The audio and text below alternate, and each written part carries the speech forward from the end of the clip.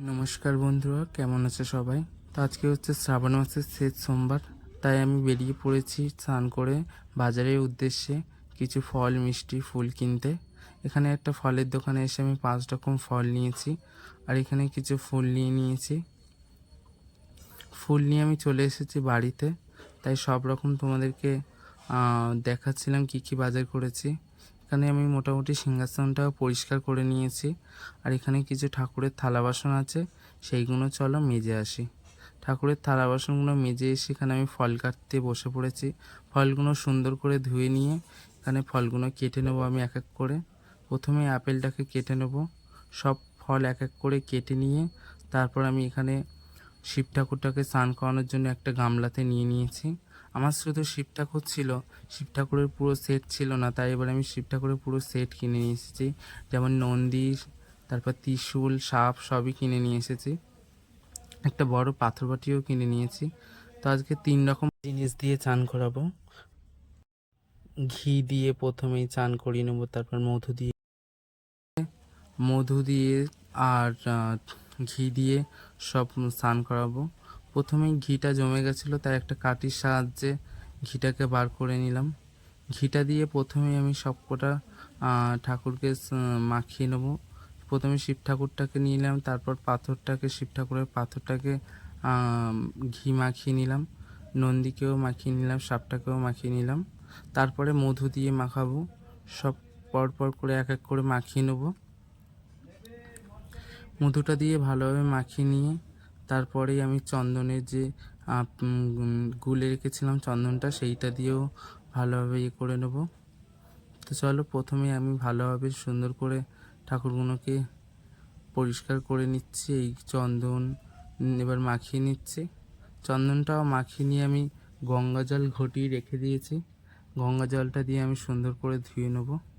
তো চন্দনটা আমার মাখানো হয়ে গেছে, এবার আমি গঙ্গা জল দিয়ে সুন্দর করে ধুয়ে নেব। এই যে সুন্দর করে ধুয়ে নিচ্ছি। ধুয়ে নিয়ে আমি পাথর বাটি তুলে নেব। তো আমার ধোয়া হয়ে গেছে, এবার আমি পাথর বাটি সব কটা ঠাকুরকে তুলে নেব। শিব ঠাকুরটাকে বসিয়ে নিলাম, তার পাশেই পিছনেই ত্রিশূলটা দিয়ে দেবো, আর তার পাশেই নন্দীটাকে দিয়ে দেবো। আর এখানে যেহেতু জায়গা ধরবে না, তাই আলাদা আর একটা পাথর বাটিতে ওই যে পাথরটা আছে ওইটা নিয়ে রেখে দেবো। এই পাথরটা এই পাথর বাটিতে রেখে দিলাম। তো এবার আমার পুরো শিব ঠাকুরটা কমপ্লিট লাগছে। আগে আমার শুধু শিব ঠাকুর ছিল, তাই এবারে সব কিছু মানে কিনে নিয়ে এসেছি আমি।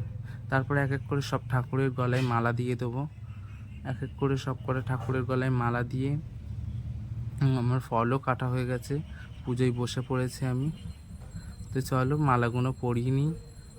আর তোমরা কে কে পুজো করছো শেষ সোমবার আমাকে অবশ্যই কমেন্ট করে জানিও। তো এই যে আমি ফল টল কেটে নিয়েছি, এবার আমি আরতি করছি।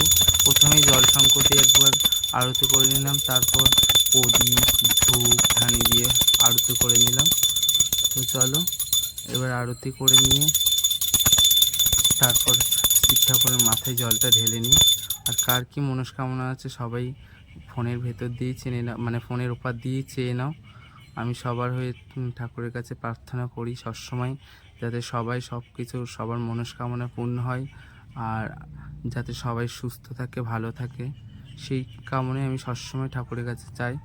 তো এখানে আমি ঠাকুরের মাথায় দুধ গঙ্গা জল ঢেলে আমি বেলপত্র দিয়ে এখানে আকন্তর মালা পরিয়ে দিয়েছি শিব ঠাকুরকে।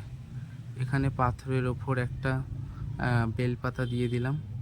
তো এখানে পুরো আমার কমপ্লিট পুজো দেওয়া, একবার তোমাদের কাছাকাছি দিয়ে দেখিয়ে দিলাম। তো এই যে আমার পুরো সিংহাসন। তো কেমন হয়েছে পুজো দেওয়াটা অবশ্যই কমেন্টে জানিও। আর আমি এবার বেরিয়ে পড়েছি, আমাদের ঘরের কাছে একটা শিব মন্দির আছে, সেখানে জল ঢালার জন্য। এই যে একদমই ঘরের পাশে, তাই এখানে আমি একটা ডালা নিয়ে আমি শিব ঠাকুরের কাছে চলে এসেছি পুজো দেওয়ার জন্যে। তো এখানে আমি শিব ঠাকুরের মাথায় প্রথম দুধ গঙ্গা জল ঢেলে দেবো। তো এখানে আমি দুধ গঙ্গা জল ঢেলে নিয়ে তারপরে আমি বেলপাতা দিয়ে দেবো।